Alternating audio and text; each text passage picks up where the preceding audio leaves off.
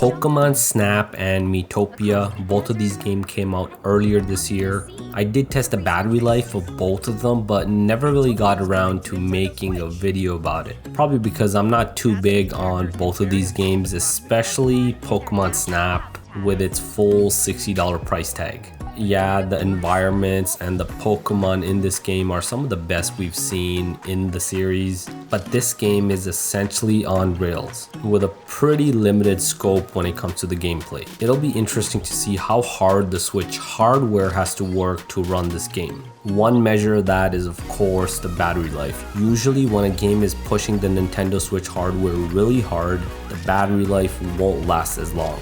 The other title, Miitopia, was originally on the 3DS and now it's ported over to the Switch.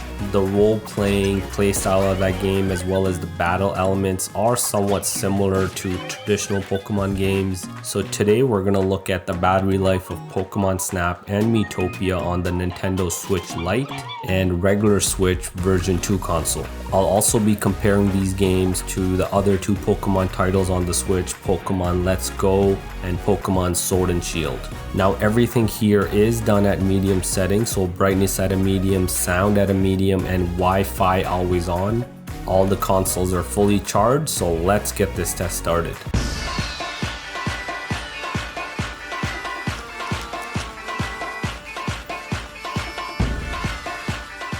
At the 1 hour mark, Pokemon Snap has 79% battery on the Switch Lite and 85% on the regular Switch. Miitopia is a bit higher with 82% and 86%.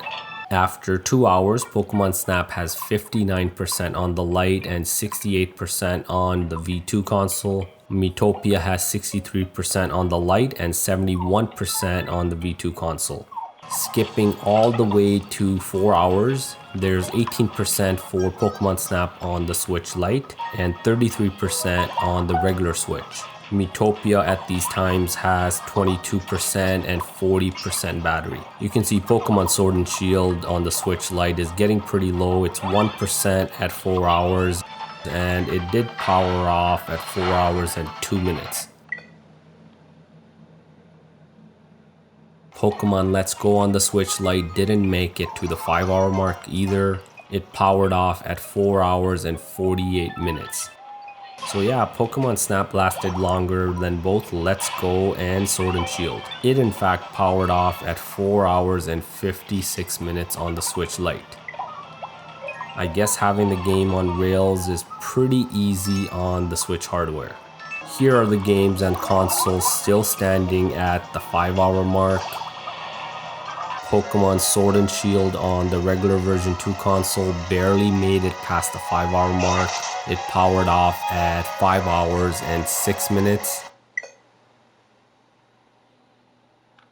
The last game left on the Switch Lite, Miitopia, that powered off at 5 hours and 20 minutes. So almost 5.5 hours of battery life on the Switch Lite. That's pretty impressive, but maybe it's expected since the game is just a 3DS port. Alright, at 6 hours we still have some games running.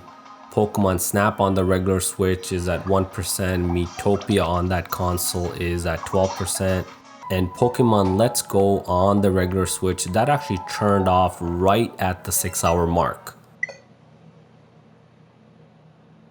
Pokemon Snap on the regular Switch powered off only 5 minutes later at 6 hours and 5 minutes.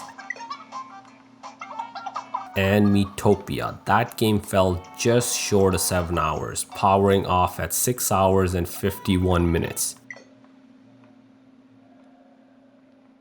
Here's a comparison of the Pokemon games and Miitopia to the other popular Switch titles. This chart does show the regular version 2 console at medium settings. I initially thought Pokemon Snap would have worse battery life than the other two Pokemon games just because of how much improved the rendering of the Pokemon and the environments are.